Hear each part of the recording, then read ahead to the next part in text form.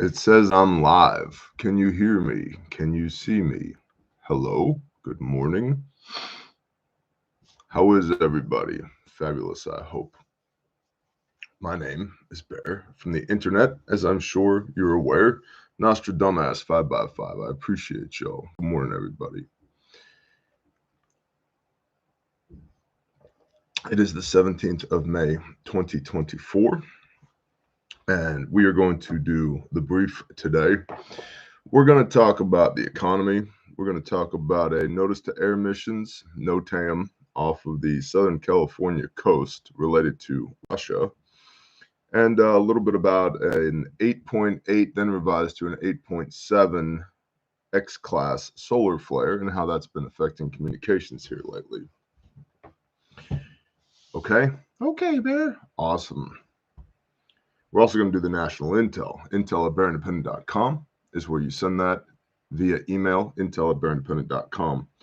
Or you go to bearindependent.com, you click the contact us button, provide your intel that way. Moose Run indicated, exactly. JS Genesis Designs, good morning. I am recuperating, quite tired from 10 days on site in Barnesville, Oklahoma with Grindstone Ministries doing disaster relief. Grindstone is still there, but as of yesterday, some of the people who had been there since jump, myself included, were rotated out to rest, recuperate, spend some time with family, get recentered so that we can go back at the beginning of this coming week. But there are still many Grindstone members and volunteers there in Barnesville, Oklahoma. Recovery is ongoing. That place was hit by an EF4 tornado. It is Rolling Fork, Mississippi damage, just in a much smaller area. So appreciate everybody who supports Grindstone Ministries. Bear Independent Brief 17 May 24.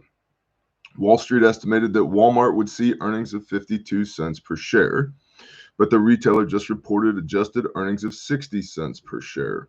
Walmart has seen earnings that exceeded expectations for one simple reason. Quote, many consumer pocketbooks are still stretched, end quote, said the company's CFO or Chief Financial Officer, John David Rainey.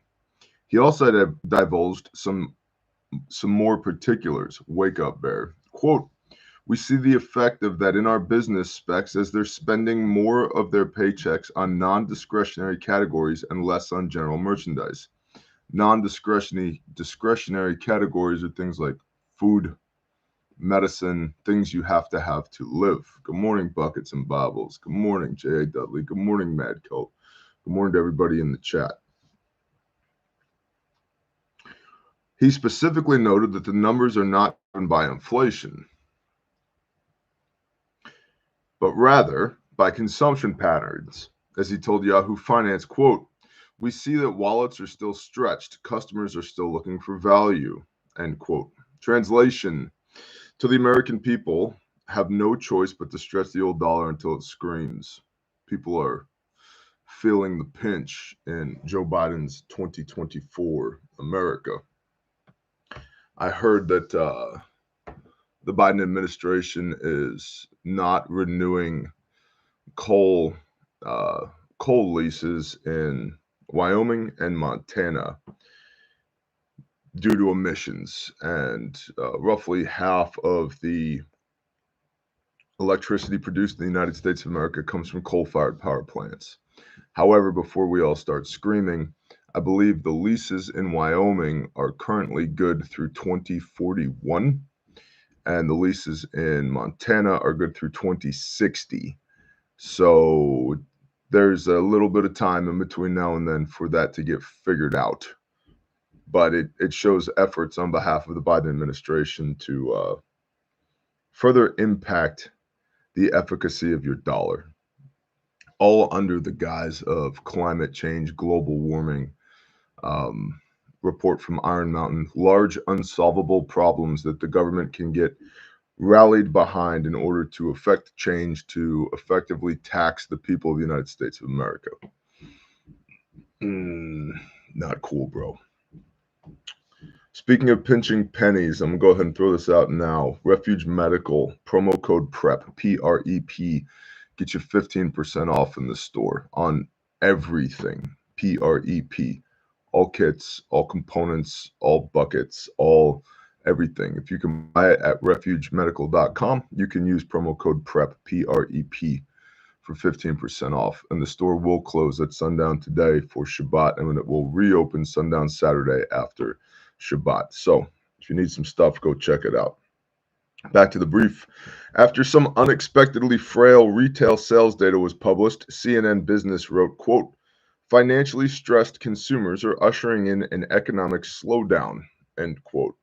Experts have pointed out that the slowdown in consumer spending as a warning sign for the economy, and some expect that it may be an indicator of a coming recession. Primerica, a financial services firm, conducted a survey that discovered that 67% of middle-class respondents noted that their income was less than the cost of living, and 74% of those people were no longer spending money on discretionary things like eating out. In fact, the amount of people in America who are maxing out their credit cards is continuing to increase. Now, roughly a fifth of borrowers, or 20%, are using a minimum of 90% of the credit available to them. The New York Fed noted that this behavior was the result of a tight cash flow situation. Yeah, no shit. With interest rates on the average credit card coming in at a staggering 21.6% these days, relying on credit when financially strapped is like playing with fire. In the first quarter, about 9% of credit card loans and 8% of car loans became delinquent. Collectively, the American credit card balance is at an almost record high of $1.12 trillion. There's this book I read called the Bible, and in it, there's another book called Proverbs. It was written by King Solomon, From Kings to Kings. And one of the Proverbs is the rich rule over the poor, and a borrower is slave to the lender. I cannot beseech you more strongly to get out of debt. Please get out of debt. It frees up your cash flow. You can do a lot more with what little money you have. You can do a lot more with the ever devaluating fiat currency issued by the federal government. You'll have more resources to dedicate to things that are assets, like land, which holds value, never goes to zero. It may fluctuate in cost, but it holds value. Things to think about, or strategically relocate perhaps to a place that has a lower cost of living. I was just berating Angry Prepper Jason, who's a great guy, who's on deployment with Grindstone Ministries as well, about his decision to remain in New York, not just New York City, and the cost of living there versus the quality of life there. And the answer is his family's there, and I get that. But that's about the only reason I can think of that's reasonable as to why one would stay in a place like that, especially if you're prepper minded, bro. There's way too many people there, and the cost of living is way too high. I saw a study that was released, I don't know, a few days ago, comparing the minimum income required to maintain what they call a comfortable cost of living in each state. And New York was almost $300,000 per year to live, air quote, comfortably. Now, I'm not sure how they defined comfortable living, but I know for comparison, in the state of Oklahoma, that number was $174,000 a year. I could tell you this, most people in Oklahoma don't make $174,000 a year. The county where Barnesville is at, where we're remediating that tornado, the mean income is $33,000 per year. Large discrepancy from 33 to 174. My point is neither one of those numbers is 300,000 like it is in New York. That's ridiculous. Sway says, yeah, Massachusetts was number one at 300 grand. And I think California was $274,000 a year. It's it's getting a little ridiculous out there, boys and girls. If the current regime manages to stay in power in November during the election cycle, I think it's time for other means and methods to persuade our elected representatives. I'll just say that. I think that's the polite way to maybe not trigger all the federales in the chat. By the way, if you're not subscribed, do that. Subscribe, ring the little bell icon, leave a comment for the YouTube algorithmic robots to chew on. That helps us since we're consistently shadow banned here at this channel. And our next subscribership goal is 500,000. We just hit 200,000. Next goal is 5. So please share the show with somebody you love. I would greatly appreciate that. We all know the YouTube algorithm ain't going to do it because it doesn't even share the show with people who are subscribed. So we are squarely in a position where you have to go looking for our content in order to consume it. Thanks, YouTube. Of course, the average Joe isn't the only one sinking in debt. The United States itself is swimming in a record amount of debt. In fact, just recently, JP Morgan CEO Jamie Dimon, along with Ray Dalio, the founder of the largest hedge fund in the world, have both spoken up to warn of the growing debt burden. Jamie Dimon said, quote, "The sooner we focus on it, the better. At one point, it will cause a problem. The problem will be caused by the market. And then you'll be forced to deal with it, and probably in a far more uncomfortable way than if you dealt with it at the start." End quote. Ray Dalio expressed concerns about investors' confidence in the U.S. diminishing, leading to cascading impacts for the country. Just last month, the International Monetary Fund noted that the growing mountain of U.S. government debt was posing a risk to global financial stability as borrowing costs increase worldwide. Another interesting study from the IMF projects that once AI, artificial intelligence, is co-joined with human-like robotics, which I, for one, am not looking forward to. I've seen the Terminator movies, all 2 of them. The rest of them are ridiculous. But putting artificial intelligence inside of a humanoid-like robot tends to be bad, at least per sci-fi movies, tends to be bad for humanity. So the IMF projects that 60% of global jobs will be lost when AI is joined with human-like robotics. 60%. Now, the primary leader in this effort to join artificial intelligence with human-like robotics is, of course, drumroll please, Xi Jinping's Communist Republic of China, because apparently their demographics suck and they're running out of people to do jobs, to do labor. But it's not going to be just China that's affected by this. Why we don't yet have I don't even know if a governmental authority on AI is what we need. Perhaps a global agreement, kind of like we have with nuclear weapons, to halt the proliferation of nuclear weapons by countries that are less trustworthy. Dude, AI is a weapon. It's absolutely a weapon. And if you put 2 AIs in the same room and ask them how to destroy humanity, they laugh about it while they come up with doomsday scenarios. It's not our friend. And there's a lot of people, especially in the business space right now, who are talking about how to use AI to maximize productivity and profitability for their companies. And while we all partake in some sort of AI, if you're on a Meta platform or if you use Google, yeah, that is powered by AI. But I'm not actively trying to teach AI how I think by utilizing it in my daily life. Because every time you talk to the robot gets smarter and it doesn't forget. And at some point, we will reach the point of no return where those things are at least as smart as we are, with far more processing power. And then I guess the gloves are off. Now, currently, it requires as much electricity to produce one single AI image as it does to charge an iPhone. And so the real barrier to scaling AI right now is the consumption of electricity. Makes one wonder, why are they the big day, trying to regulate how much electricity you consume and what your carbon footprint is, while at the same time trying to produce as much electricity as possible to make sure that the robots and the AI have the power that they need to exist. It's odd. At a minimum, it's odd.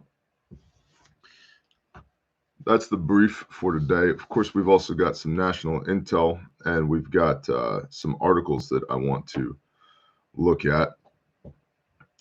The national intel is very short, so we'll read this first with the encouragement from me to you that if you are out there in the Bear Nation, intel@bearindependent.com. I would like to have more than 2 pieces of national intel to read. So what you've seen with your own eyes, what you've heard with your own ears, please email to intel@bearindependent.com. Now, I haven't been doing these for the last week and a half because I've been on site with Grindstone, which is why I think we have only a little bit of national intel today, because I haven't reminded y'all. But please send in your intel, especially if you're an international viewer. We would like to know what's going on around the world, because we only get it filtered through different air quote news sources. So I much prefer your reporting from boots on the ground. Okay? Okay, Bear. All right. These are quotes. Passing along a notification I received from my command leadership. Bless you and Grindstone for the work you do. May the Father shield you from all harm and convey you home to your loved ones safely. Shalom. Quote, received an official notification of potential civil disobedience throughout the National Capital Region, May 13th through 18th. DC Fusion Center and the U.S. Capitol Police assessed the overlap of National Police Week, Israel's Independence Day, and the 76th anniversary of the Nakba may lead to a conflict in the district on Capitol grounds, including civil disobedience, flag burning, and possible interpersonal violence between ideologically opposed groups. End quote.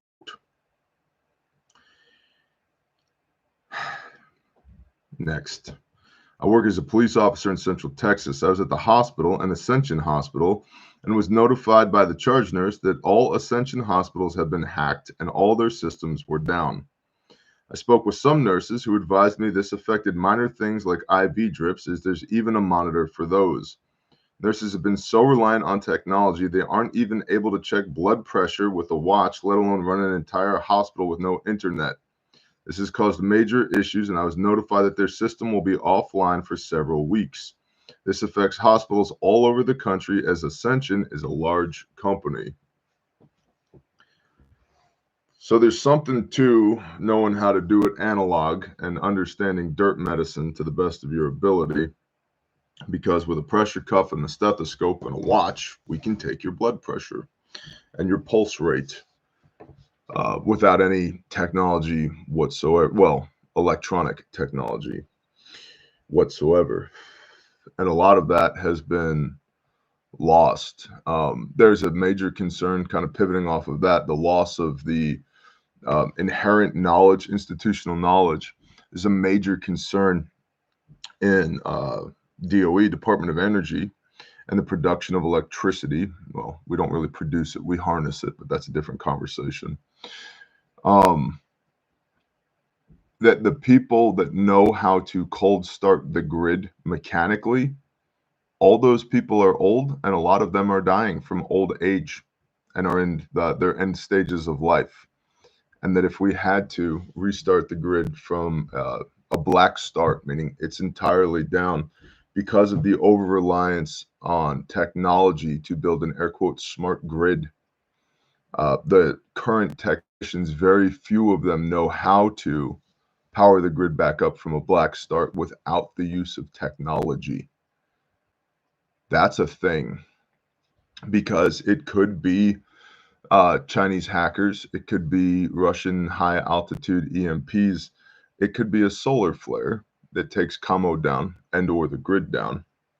And if you can't commo with one another and the beep boop beeps don't talk to each other, Your PLCs, programmable logic controllers, your Ethernet's down, SCADA systems are all down. How do you start this thing? How do you actually read the gauges on the generators that are used to start the power plants? Very few people know anymore. And that's a problem. That institutional knowledge of how the mechanical systems work is literally dying off. So there's some comfort for you. X-class flare. Let's look at this. So this is from USA Today. The flare that was detected Tuesday night was classified as an X 8.7 magnitude, far stronger than the one in December, according to NOAA, NOAA, which initially posted that the flare was an 8.8 before correcting the rating in a follow-up post. NASA's Solar Dynamics Observatory, which observes the sun, was able to capture an image of the event, which the agency said peaked around 12:51 p.m. Eastern Time. Weaker solar flares won't be noticeable here on Earth, but those with enough energy output to rank as an X-class have the potential to disrupt radio communications, electric power grids, and navigation signals. Now, this flare was not directed at the Earth, but there was a minor halo effect, meaning it spewed out in all directions with the majority of it pointing away from the Earth. Even then, in extreme cases, such powerful flares pose risks to spacecrafts, astronauts, disrupt radio communications, electric power grids, and navigational signals. Now, over the last few days, I don't know if you've noticed, but Camo's been a little weird. Major social media platforms have gone down. Major websites have gone down. Amazon was weird yesterday. I know a whole bunch of T-Mobile customers were having problems 2 days ago, and then yesterday Verizon was having problems. And there's also been some effects to the GPS satellite system, all because the sun is acting weird, yo.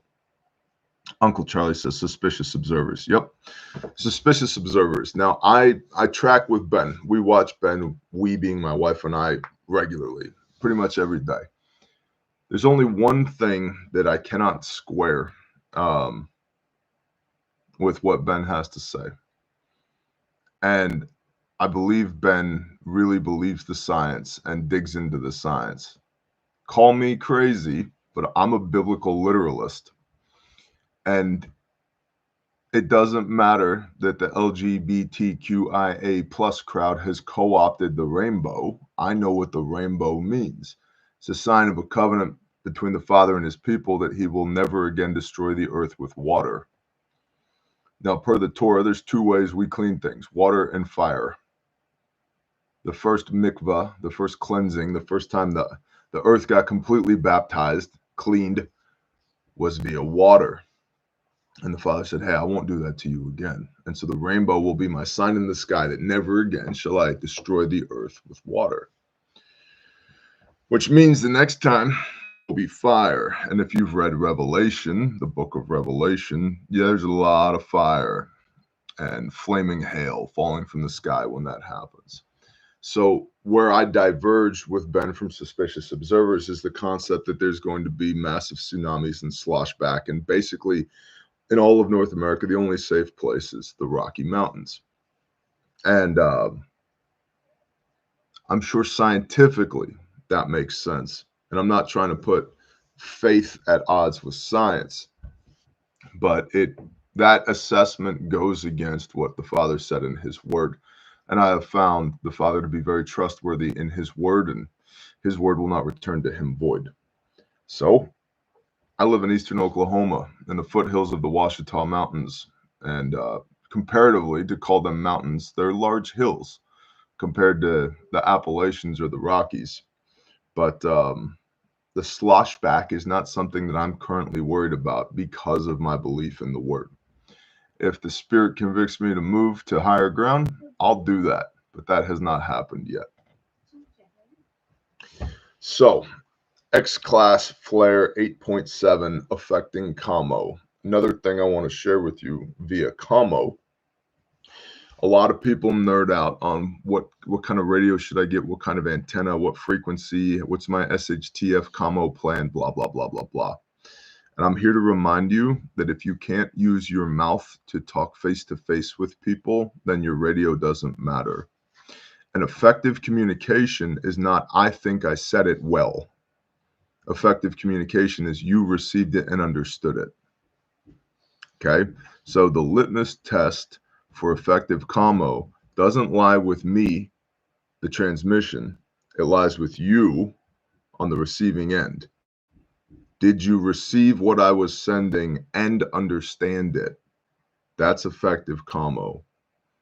Same thing goes for you in your life with your life skills. Effective commo is not I said it well or I feel good about how I worded that. It's that you received it and understood it. Okay? So you can overcomplicate communications by introducing technology into the situation with your cool guy radio and your big antenna and the amplitude of the frequency and the blah, blah, blah. Yeah, but can you talk to people face to face?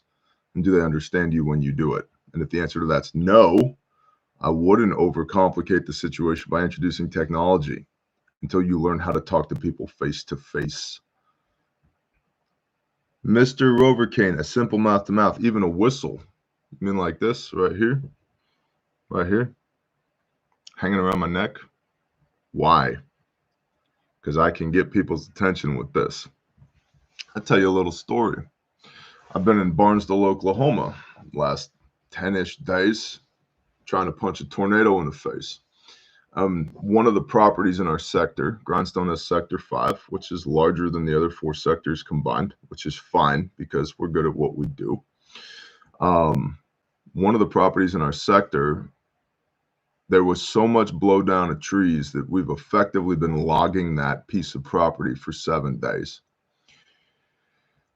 And it's odd because the trees on the south side fell to the east and the trees on the north side fell to the west because of the way the tornado was spinning. And then the trees in the center are all wrapped together, twisted, entangled, and meshed. Very, very technical cutting. And they're not small trees either. 70 to 100 foot. DBH is ranging, diameter height is ranging from 20 inches to 42 inches. Large trees, very large trees. And there was an oak tree that the top had blown out of, and I was going to fell it.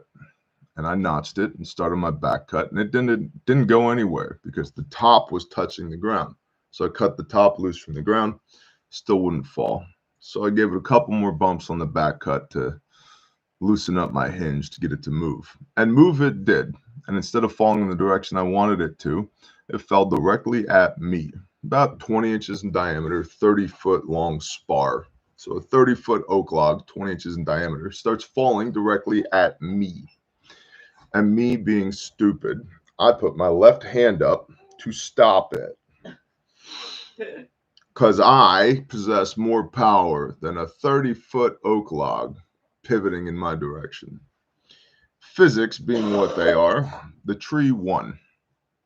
And the tree, praise the Most High, launched me downhill, ass over tea kettle. I did at least 2 backflips that I'm aware of, and woke up, if you will, laying on my back with the tree laying next to me. And praise the Most High, the tree was not on top of me. So I'm laying there, gathering my senses, doing my little systems checks. I can wiggle my toes, I can wiggle my fingers. And I jump up and I look around. And none of my guys are looking at me because they're all running chainsaws themselves. And they got, hearing protection in, running saws. They can't see me. They didn't hear me. My logging helmet was fine. But I had a whistle on me. Had I blown this whistle, it could have gotten somebody's attention had I been injured, and they could have come to the rescue. Luckily, the only thing that was hurt was my pride. And I did manage to put the bucking spikes of my saw into the meaty part of my inner thigh on my right leg. Other than that, I was fine. That's why I carry a whistle all the time, because shit's going to happen. And I want to be able to get somebody's attention if it does happen. What else have we got? NOTAM from Russia. Let's pull that up. Do-do-do-do. Do-do-do-do-do-do. Boo-doo-boo-doo. From San Diegoville, which is apparently a website, www.sandiegoville.com, dated 16 March. That would have been yesterday. Russia reportedly test firing rockets off San Diego coastline, according to the notice filed with the Aviation Authority. According to Aviation Authority records, Russia is conducting a military exercise during which it is reportedly firing rockets off the coast of San Diego. You might not know this, but there's a fairly large military presence in San Diego, including some of our Naval Special Warfare friends. Several notice-to-air missions, or NOTAMs, have been issued for the coast of Southern California and flights between North America and Hawaii, alerting pilots of Russian Federation rocket launches beginning on Thursday, May 16, and continuing through Sunday, May 26. The military exercises are set to occur less than 300 nautical miles from shore in international waters off the coast of Southern California and northern Baja California, Mexico.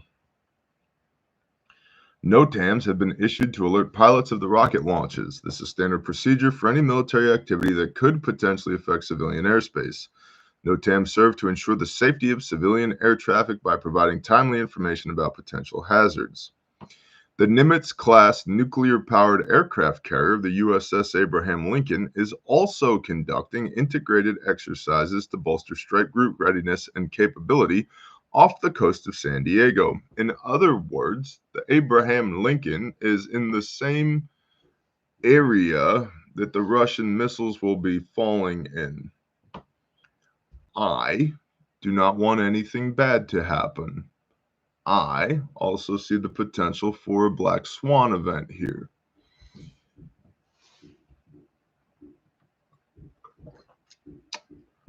I was texting with Pastor Joe this morning, and he said that he thinks that this could be a warning from Russia for the United States to not commit its troops or NATO troops in Ukraine. That sounds like a real good assessment to me.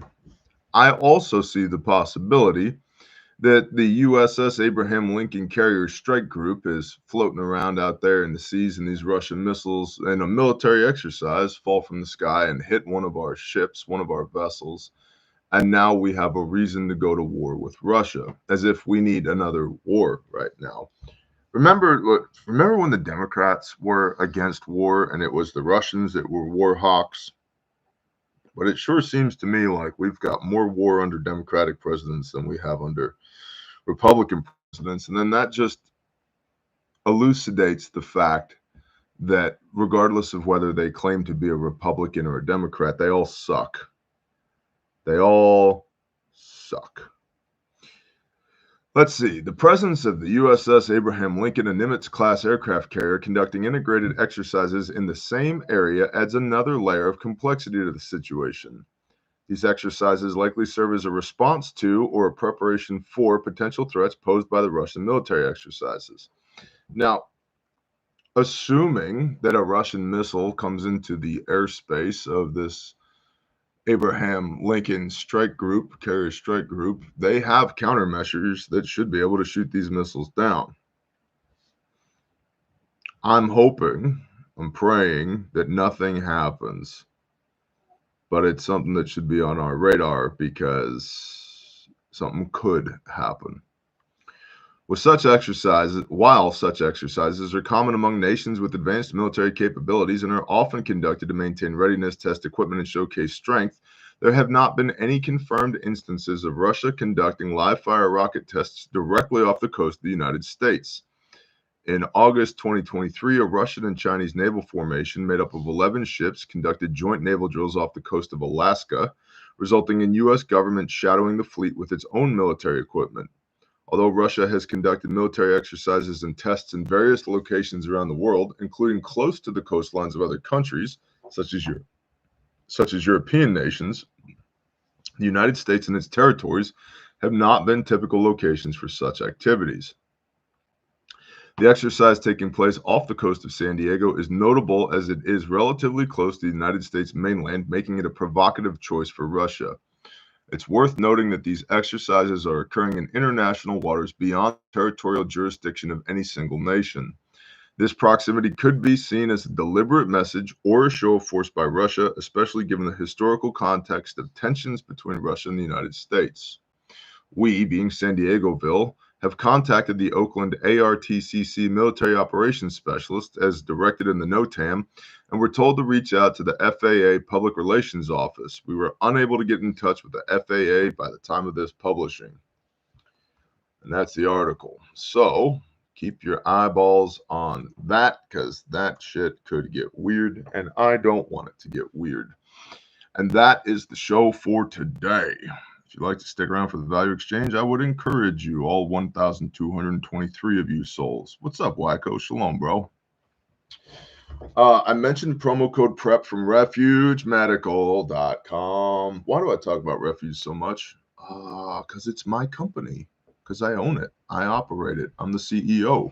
And rather than pimping a bunch of stuff that I don't use from people that want to pay me money to say nice things about them on the internet, I talk about my companies and I talk about my ministries. And Refuge is one of those. So this is the Refuge OpFac. There are many like it, but this one is mine. This is a brand new kit designed to mount on your war belt, your plate carrier, your chest rig. And yes, we have a travel version of this that's in red with reflective striping that's designed to, there's fuzz on here. I bet you my 7-year-old had some type of like fuzzy gray thing, like a squishmallow or something on top of this. Be gone, fuzz. Will survive 7-year-olds. How do I know? I've tested it. But we also have a travel version that's designed to go on the headrest of your vehicle as well. So you always have a kit with you. Okay. This is made in the United States of America. How do I know? We make them. This is not third-party manufactured for us. We make them. Mary, thank you for the $5. So this is made in the United States of America. This is guaranteed forever. If you break it, I will replace it at no cost to you. Now, you might be asking yourself, but Bear, does it work? I don't know. There's only 122 people still alive because of our kits. 122. In the mouths of 2 or 3, let a thing be established. I'd say at 122, we're established. So the way this works is on the outside here, you got your malice clips, PALS webbing, Molly compatible, right? Then on the front here, you've got a Sharpie, you've got a couple of glow sticks, chem lights, which are very handy operationally or not. And then you've got your tourniquet, Gen 7 legit cat tourniquet, a real one, not a Chinese knockoff, here on top. Now, when you get this, take it out of the plastic, please, so it's ready to go. And then the way this works is inside of here, you have these red handles. You pull the red handle out, and now I'm holding my blowout kit. And on the back of this kit, you'll notice there's a couple of little barrel locks here with shock cord. So you can increase or decrease the tension that's on this sleeve so that it will deploy as easily as you want. Also, I have it on good authority that you can jump out of airplanes with this kit because we've done it. And it was fine. So it's 100% jumpable. Now, your inner pouch, pop that open. Oh, look, a blowout kit, organized per the March algorithm. So I've got my tourniquet for critical bleeds in the extremities on the outside. I've got 2 pairs of gloves because sometimes gloves break. Or I'm working with a buddy because if it's wet and not yours, don't touch it. Got gloves. I've got right here legit combat gauze, real combat gauze, hemostatic wound packing agent. I've got compressed gauze for wound packing. I've got a North American Rescue compact pressure bandage right here. Got a 14 gauge 3 3/4 inch needle decompression catheter, a set of shears, real shears. Listen, are you listening?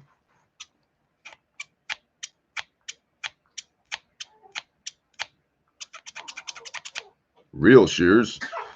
If you wanted to, you could cut a coin in half with them. We do that. And then in the bottom pocket down here, I have the following.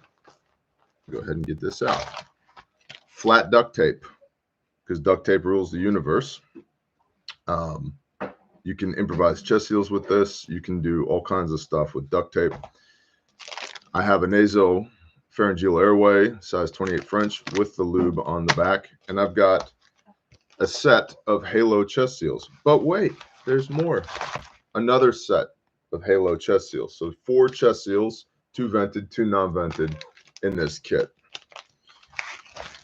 Designed for trauma medicine on the X or off the X. So for you military types, for you militia types, for you Minuteman types, for you law enforcement types, for you prepper types, it is a great kit. Okay. And for everybody who has been asking, this kit replaces the ARC, the Advanced Ripaway Kit. We have this both for wearable on your body, on your war belt, chest rig, plate carrier, or for mountable in your vehicle as the travel fac. That is the op fac. And right now, while supplies last, you can use promo code PREP, P-R-E-P, for 15% off everything in the store. Okay? So that's the op fac with some fuzz on it. Fuzz approved. Also got the bare minimum. Okay? Red with reflective. This is a good looking kit. Red with reflective, so that you can find it in an emergency or in the dark. This striping is reflective. It's 3M reflective striping. You got your shears on the outside, tourniquet on the outside. Pop this open. Pull the red handle. You've seen a trend. Pop this open. Boom. Look, all my stuff. Trauma medicine stuff up top. Quick clot, gauze, rolled gauze, gloves, pressure bandage, medical tape. In the back, I've got a burn shield dressing, and I've got chest seals. And then in the bottom, I've got my boo-boo stuff in case Susie falls off of her bike again. And got it. I got a blowout kit, but I really just need a Band-Aid. This is the bare minimum. And so I've got steri strips for wound closure. I've got my boo-boo wipes, my BZK, my triple antibiotic, etc. I've got Band-Aids, all types of Band-Aids. And I've got a gauze pack, okay? 2x2s, 3x3s, 4x4s, 5x9s, gauze. In a very affordable kit. It's even more affordable because promo code PREP, P-R-E-P, 15% off. Last thing I want to tell you about Refuge, we have classes in the store. There are two seats left for the Surviving Womanhood class that's being put on by Refuge Medical in conjunction with Jessica Arno, the combat midwife. So if you want to know how to birth babies in SHTF, literally the class is doing OB stuff, not observation, but lady part stuff in SHTF, austere environments, how to birth babies, the complications that come with that, etc., etc. That's what that class is, Surviving Womanhood. And it's going to be an awesome class. There are 2 seats left. You can find that under the training tab at refugemedical.com. We also just put an essential responder in the store. So that's responder 1, responder 2, responder 3. And there's an add-on module if you click the add-on button for an overnight TACMED with NODS scenario-based training module. And that is September 1, 2, 3, September 1st through 3rd. Okay. That's in the store right now. That's limited availability. It's going to sell out. It's Labor Day weekend, so you should be able to get there. It's in Oklahoma. It's on the store. Click the training tab. Sign up for class because it's rare here lately that we do an essential responder, including responder 3. So what is that? What's an essential responder? The first half of day 1 is classroom lecture style, hands-on, use your kit. The March algorithm, massive bleeding, airway, respiratory circulation, head injury, hypothermia, everything else. Module 2, the afternoon of day 1, is Responder 2, which is intro to scenario-based training. So that's a force-on-force scenario and a motor vehicle accident scenario. Then day 2 is Responder 3. And Responder 3 is force-on-force scenario-based training, tactical medicine, using simunition guns, working against our cadre as a team. There's a decent amount of physicality in that class, and you do tactical medicine all day for 10 hours under the guidance of our instructors. And we assign you a guardian angel to help get you through the class as a team, because you are working against the instructor cadre the entire day. It's awesome. And then the nighttime module, TAC-Med scenario under nods overnight, including Casevac, Medevac, force on force, the whole 9. So we've never offered that class before. It's going to be a blast. Strongly suggest that you come to class. I posted this on Patreon a couple days ago because Patreon always gets first notice. Check it out. Under the training tab on Refuge Medical, very exciting classes up. Let's see. Grindstone Ministries. You guys know about Grindstone. We're doing disaster stuff in Barnesville, Oklahoma. Thank you to everyone who has donated and to everybody who has volunteered. We've gotten enough in donations thus far to cover our cost for equipment rentals for this deployment. So that's awesome. At least we're in the black. So that being said, I anticipate total time deployed in Barnesville is going to be about a month.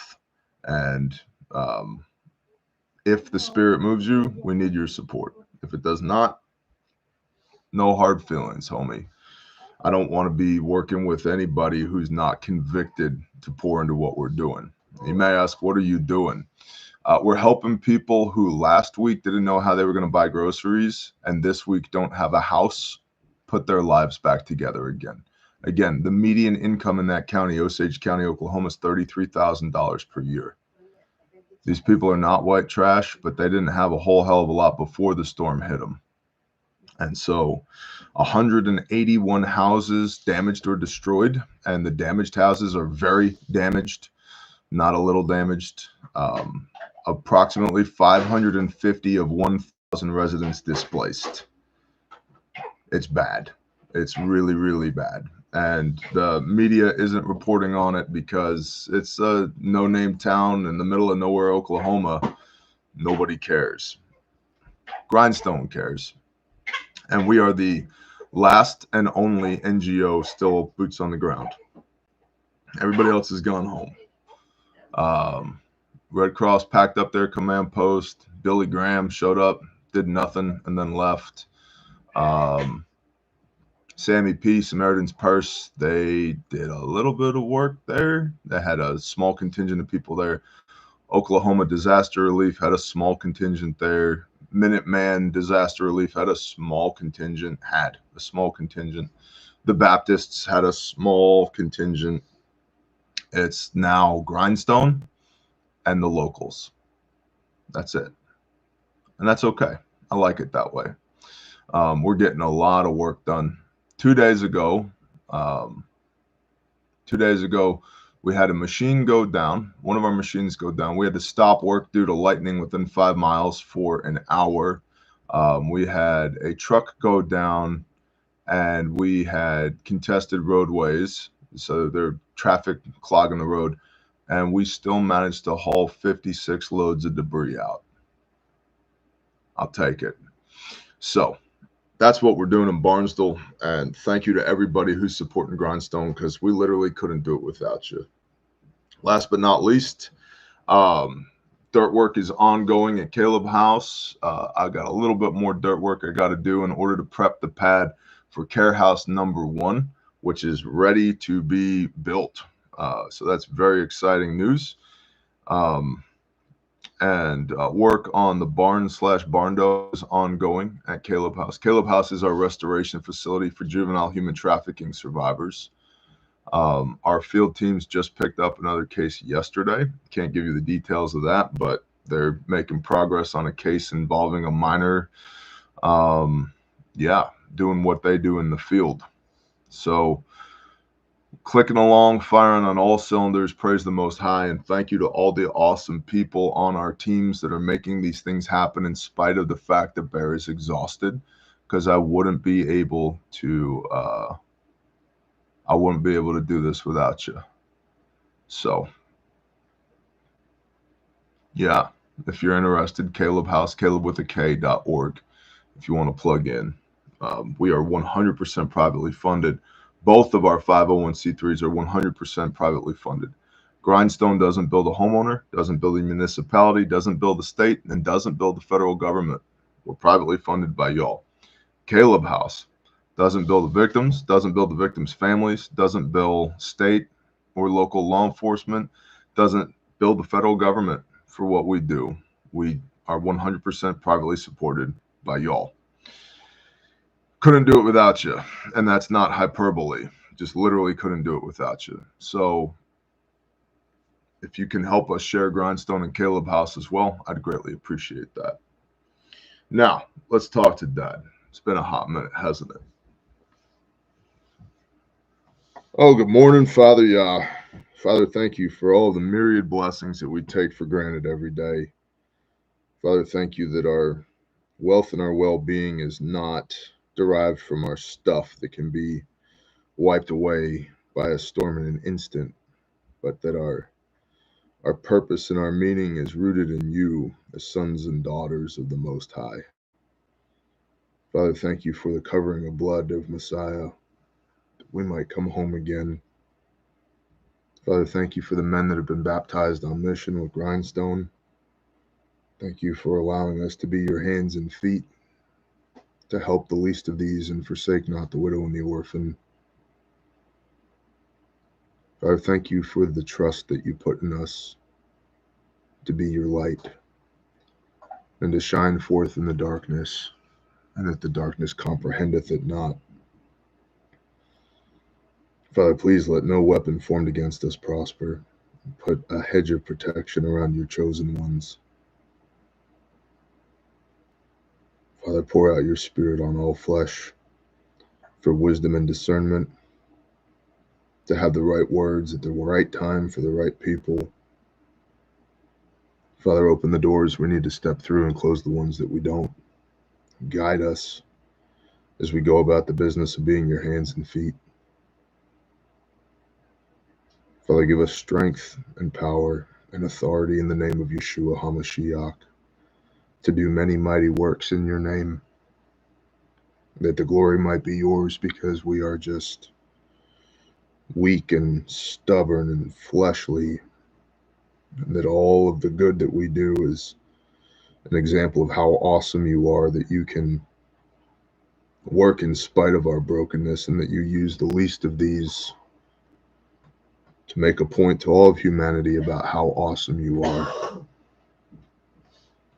Father, give us peace that surpasses all understanding, that even as the world continues to spiral out of control, you are sovereign over all things, and that all things work together for your good. And Father, let us be strong enough to accept your will, whatever it might be, that we know that you love us and that you are a good Father. Father, please provide for us today. Protect us today. And bless us today as we do our broken best to walk in your ways. I ask these things in Yeshua's name. Amen.